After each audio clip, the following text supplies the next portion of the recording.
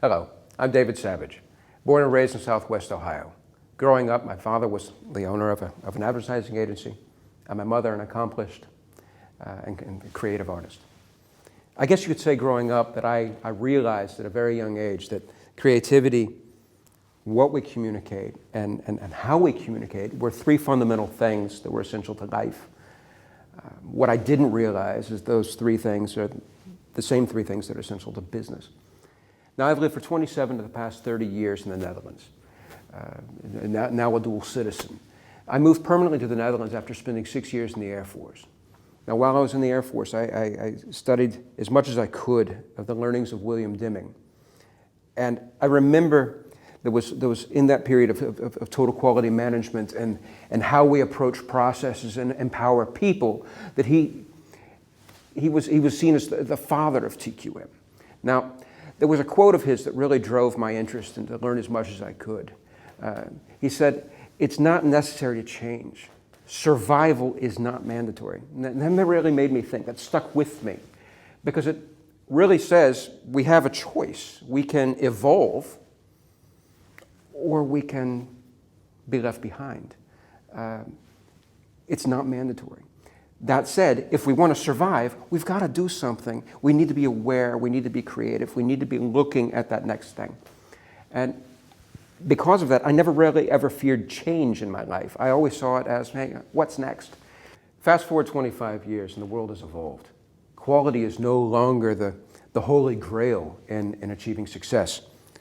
It's too internalized. It's oftentimes focused on efficiency and productivity and not about the customer, which really translates to looking at who's paying our bills, who's paying for our products and our services, and who's going to actually be affected by them.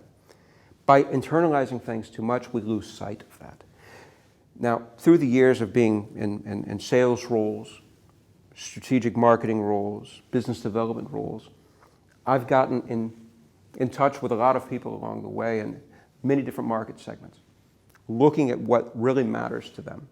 Now, combining that with total quality management, combining that with operational excellence, I came across this thing called service excellence. And service excellence to me is a framework to create, to achieve this thing called customer centricity. But what is a customer-centric organization? In a traditional speaking engagement, I would ask by a show of hands, how many of you out there are focused on customer experience? And let's face it, we are all involved with customer experience to some extent, so I would imagine at least 75% of the hands would go up. Then I would ask, how many of you are working for a marketing department? And chances are those 75%, those hands would still stay up. If I asked, though, how many of you are focused on customer centricity, I think there would be a little bit more hesitation. That's my experience. Because we have a tendency to focus on customer experience from a marketing perspective, but customer centricity, that's getting a little bit closer to real engagement and interaction. And, well, sometimes, let's face it, from a marketing department, we don't have our actual interaction with our customers. We're separated. The salespeople have that interaction. Service management people have that interaction. But from a marketing department, we're isolated from it to an extent. We have researchers doing that information for us. But do we have that information ourselves? I would then ask, how many of you have a seat at the table, the management board, or a C-level seat at the table of management of the company? And chances are, no more than 5, maybe 10% of the hands would still be remaining. And that's where the real challenge exists. Because to me, customer centricity isn't just the same as customer experience. Customer centricity is part of who we are. It's part of our culture. It's part of our DNA as an organization. If we don't approach it from a holistic perspective, then it's going to be very difficult to get that throughout the organization. If it's just part of a marketing team, it's a tick in the box from a marketing department saying, oh yes, we're measuring this, we've got our KPIs, blah, blah, blah, we're not going to achieve what we need to achieve as an organization. Now, what is a customer-centric organization? From my perspective, it's an organization driven by authentic customer-first behavior that's balanced by technology, strategy, leadership, and measurements. And it's focused on creating positive, memorable, and sustainable customer experiences. Now, realizing this is a lot more difficult than a lot of companies are willing to accept. Now, on January 23rd, I had a conference call with Mark Hamill of Arctic Global. We were talking about this event. Now, we were talking about what customer centricity and the values, what values are necessary to truly be customer-centric. Now, I'm not talking about the slogans and the posters and the things that are obvious, the things that we should be doing as an organization regardless, okay, the basics. I'm talking about the things that make your culture, your brand, your products, your services genuine. What makes you you? What makes you authentic? The things that if you strip them away, you're no longer who you pretend to be or who you think you are. And even worse, or even more so, you're no longer who your customers think you are. There's an identity gap. Now, we were talking about how easy it is to talk about customer values and what you stand for when times are going well, when you've got the wind behind you, when things are going great. And let's face it, the last few years, the economy's been rising, rising, rising. Now, I had the feeling at the beginning of this year that there was going to be some form of, it wasn't sustainable, it was going to go down. And I was wondering then, what is going to be the difference? What are you going to still stand for if we get that in our face, right? Little did we know at that time how relevant those discussions would be. The start of February started off pretty much like every other year. The 2nd of February, I stayed up pretty much all night. Super Bowl Sunday. I stayed up to watch an American football game between the Kansas City Chiefs and the San Francisco 49ers, where Kansas City scored 21 unanswered points in the fourth quarter to win. And I was happy because I don't like the Niners. But that's a different story. Now, I had a couple of appointments on the 3rd in the afternoon. And I remember on my way home, there was a report on the radio about a UN report that had come out about the prognosis of the economic prognosis for the year. I remember that specifically because I made a note, I wanted to read it, and I did read it. And I remember in that report, they were predicting a downturn in 2020. But there was really no mention whatsoever of this thing called COVID-19. At pretty much the same time, the first COVID-19 cases popped up in Europe, in Italy. The news reports were becoming more and more prevalent on the nightly news. And as we're going along in this period of time, while it's on the news, let's face it, for most of us, it was still pretty far away. It started becoming more of the coffee talk conversation moment. Is it going to reach us? Well, on the 21st of February, we had Carnival in the Netherlands. Now, in that period, people went into that Carnival weekend partying and having a great time. There was more concern about the storms that were coming into the area and the high winds than there was anything about the concern about COVID. Now, it started coming up more and more in the news, but again, it wasn't something that was really right there in front of us. The reality of it is, it was probably already there, and it was a breeding ground. We created the perfect storm. Now, I remember the beginning of March, one of my customers issued a warning, a travel advisory for all people going to and from northern Italy, where they had one of their plants. You see, we had been working with them, in close operation with them, because of the outroll of a new CRM system. And we had been working with workshops and sessions going back and forth. So the news of COVID came closer and closer. In that period of time, I remember on the 11th of March, the World Health Organization issued a worldwide announcement that it was a pandemic. This thing called coronavirus and COVID-19 was now what we all feared. Now, on the 12th of March, I remember driving home, and I parked in my driveway like every other day, not realizing that my car would not leave my driveway for weeks. Now, going into that weekend of the 13th, there were announcements throughout all of Europe that basically we were going in lockdown. Borders were closing, travel plans canceled, everything was shutting down. In the Netherlands, I believe it was the 15th of March specifically. Kids were going to be studying school, taking their classes from home, online. Everything turned upside down in one shot. And that really shook everybody, I think. And that was an experience we all went through. Supermarkets all of a sudden were running out of hand cleaner and, of all things, toilet paper. Now, for those of you that are used to working on the go, working remotely, it wasn't that big of a deal. Not at first, at least not for me. Because I've worked this way for probably 10, 15, to an extent 20 years. Being in this world of sales, I traveled a lot. I often said as long as I had the ability to communicate, as long as I had a connection, I didn't have to be surrounded by four walls and everybody else to do my work. Work was a place to go to collaborate with other people, but it wasn't really something that I necessarily had to do. Now, still, by and large, that is all true, but we've all faced challenges in this period. Now, for those of you that were used to working in an office environment, it brought many challenges. Now, the common ground that we share is that we're all in the same boat. And we had to be conscious of the fact that we're all having to deal with this extreme change all of a sudden. And it wasn't just in one city. It wasn't just in one province. It wasn't just in one country. It was global. Lockdown. We weren't just told to stay home.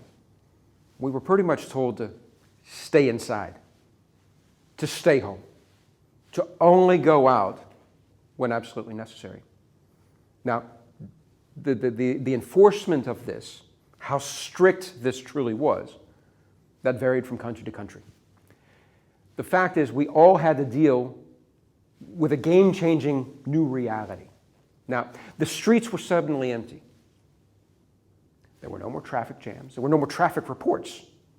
It was news, which was, let's face it, 80, 90% COVID and 10% weather, and that was pretty much it. Now, for many businesses, the world stopped at that moment. It shut down. They had to close their doors. They couldn't open their doors at all for their customers. There was a collective pause going, hey, what do I do now? Many restaurants said, hey, this is a time in which we can fix up the restaurant. I remember reading or hearing on the news about people that were then all of a sudden painting and everything else.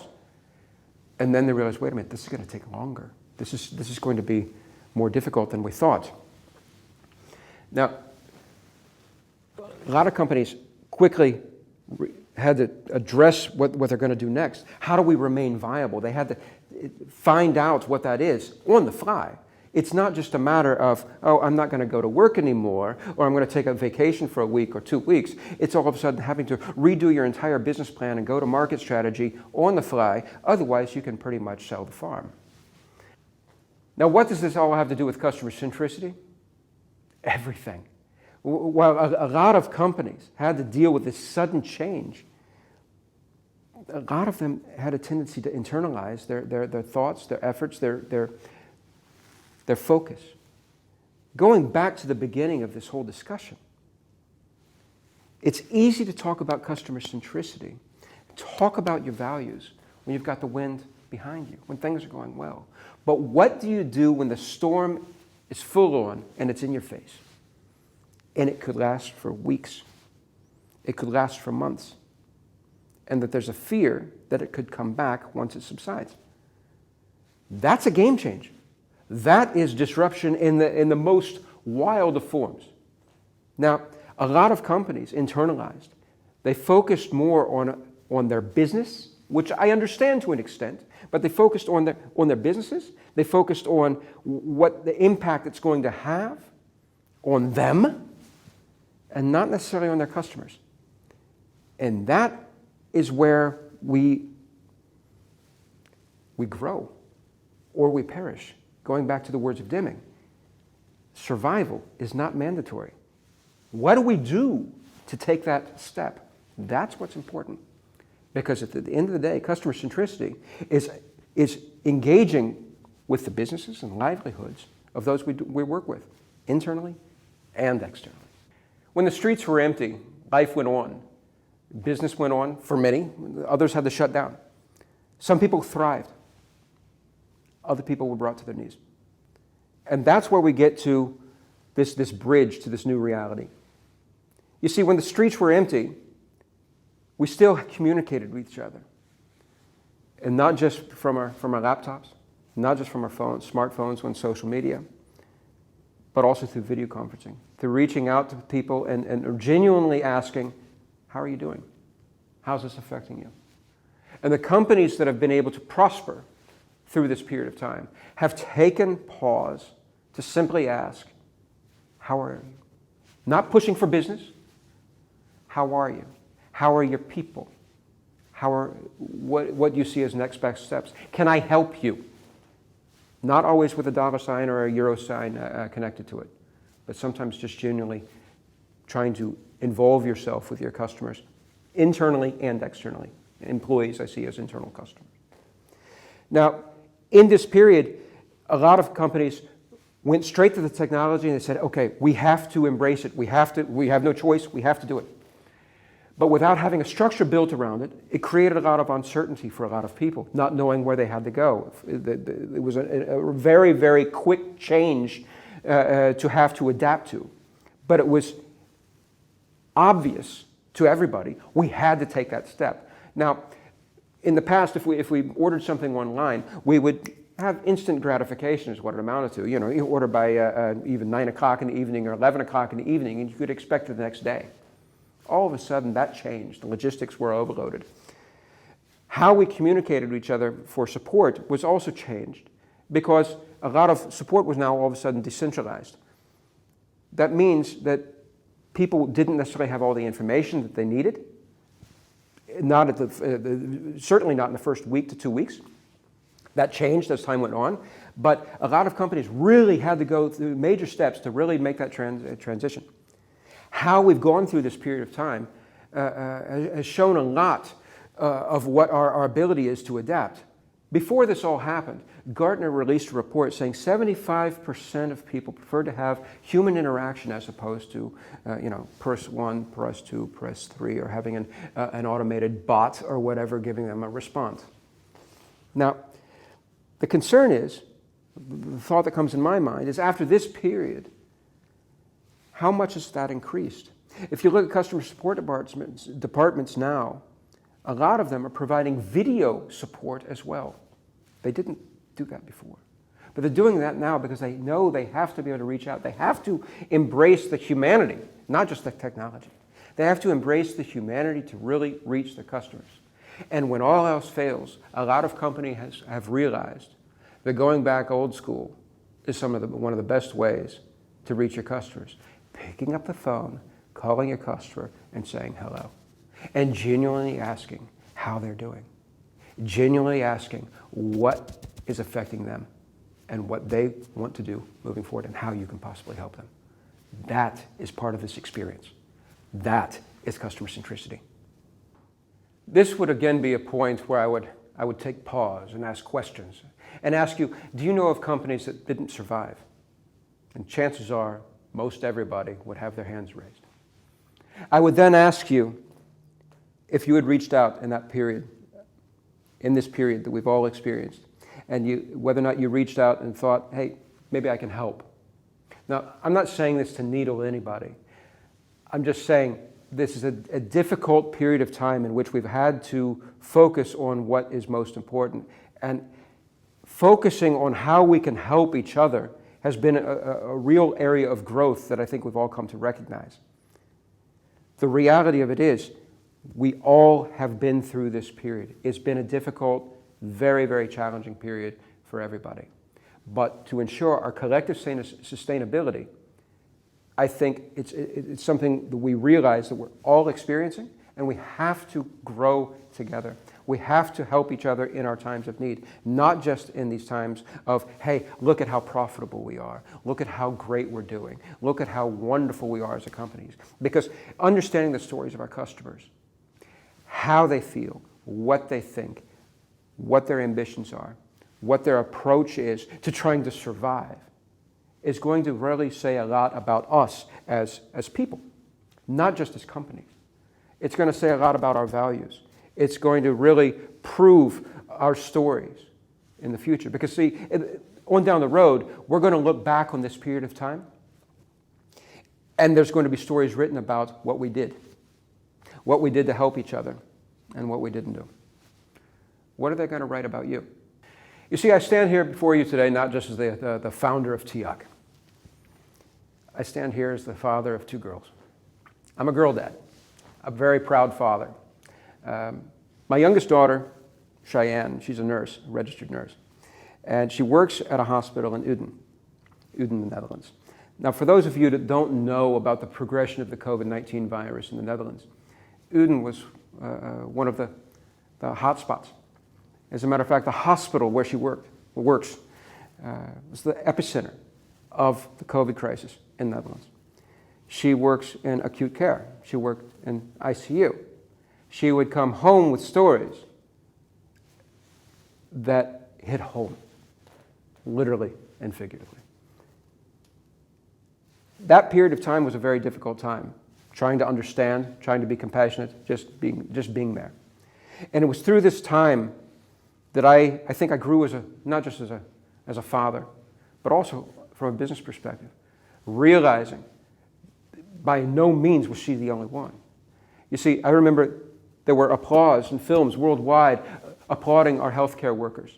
Who would have ever thought? It's not that it's not important what they do. It is very important what they do. Finally, they were getting the credit that they deserved. But through this period, we had to evolve as people. We had to take the time, the effort to really be there for those caregivers and understand what they're going through. Now, I built a career on oftentimes having the answers, or at least thinking I did. The reality of it is, in this period of time, my daughter was coming to me not for answers. She was coming to me just for time, understanding. Now, why am I saying this? This is a very personal part of this whole situation, because the reality of it is customer experience, customer centricity is understanding what other people are dealing with, truly understanding what they're dealing with. And I think if we were all together today, I think there's probably a lot of stories out there that are very similar. And understanding what that point of departure is for the other side is going to enable us to help us grow as departments, as companies, as a market, as people, as businesses moving forward. And that, to me, and finding out what we can do to selflessly be there for other people, I think it's really important to truly understand. You know, there's probably nobody that did it better than Captain Tom Moore.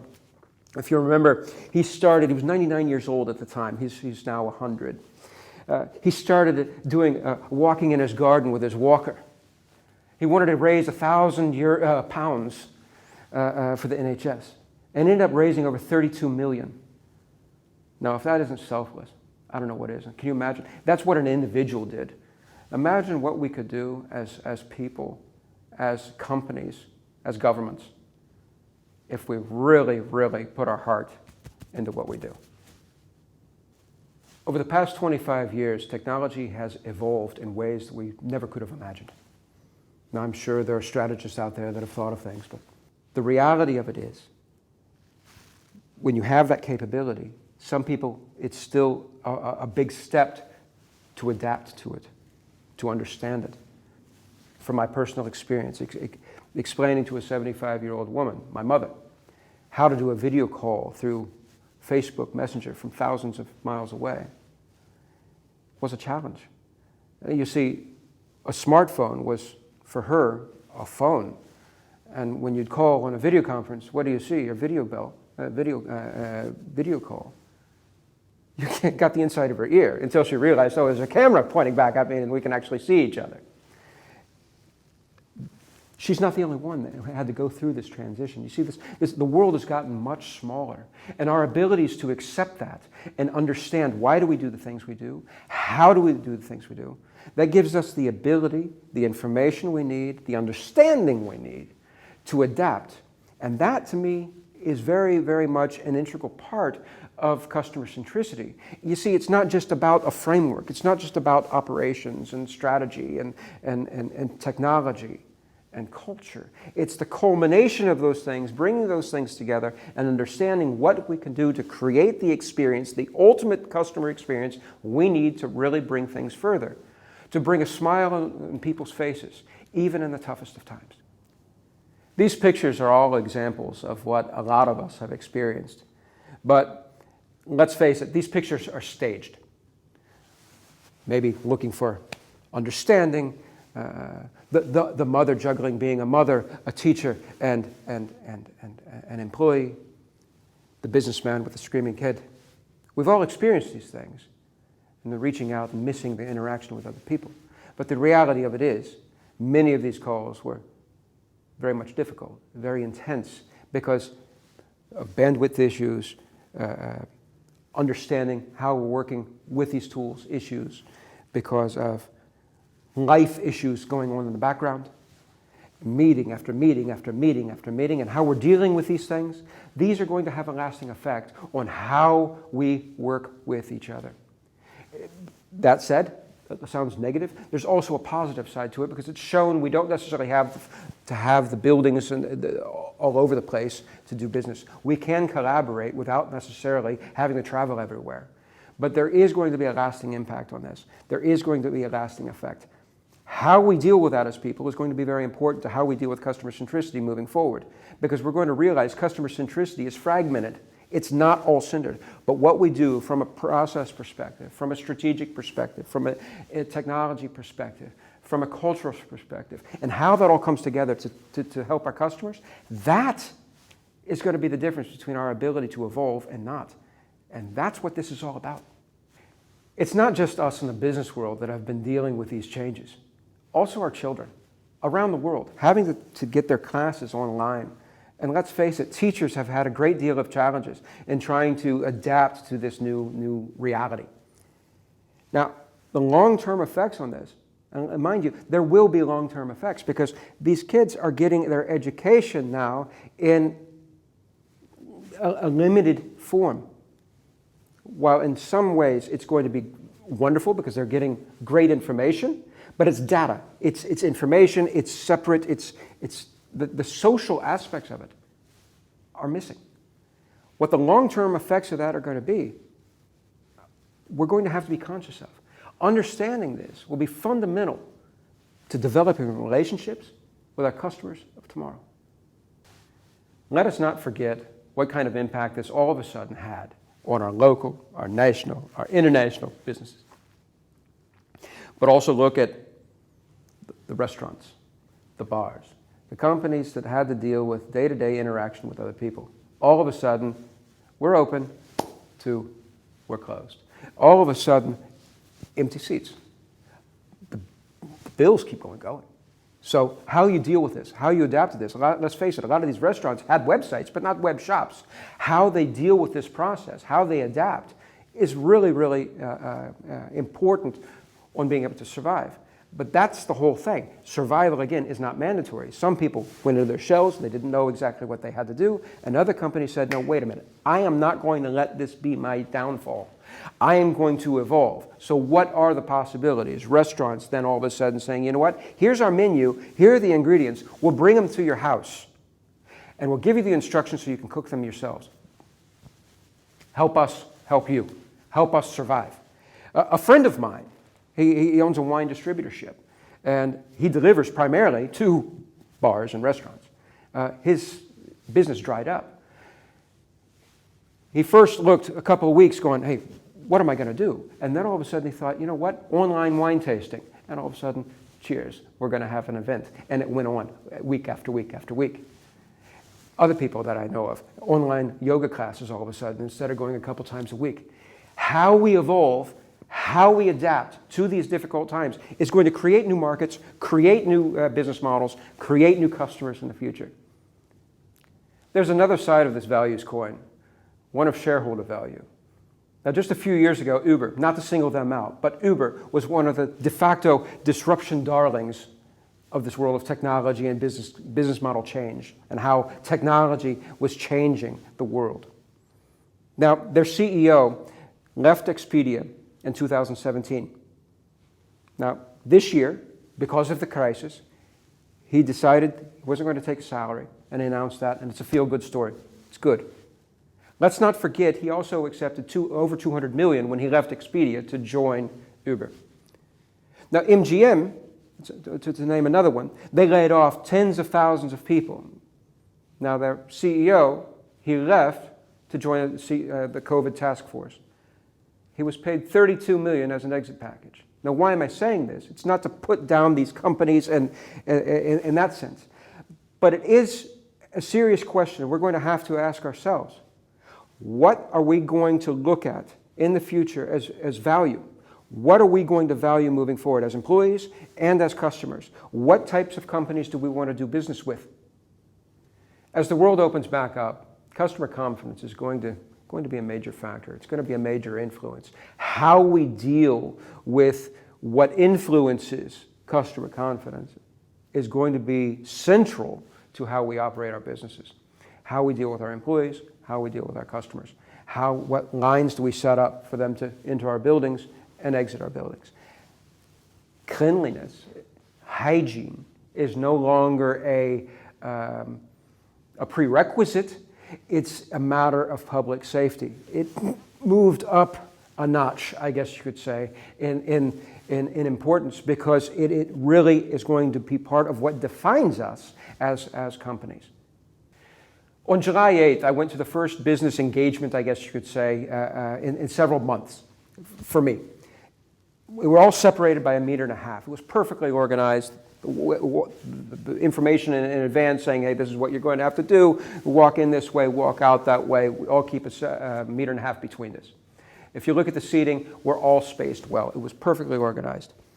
We had conversations with each other, talking about what we'd gone through. And it became clear that the companies that were still standing up were companies that had continued to engage with their customers along the way.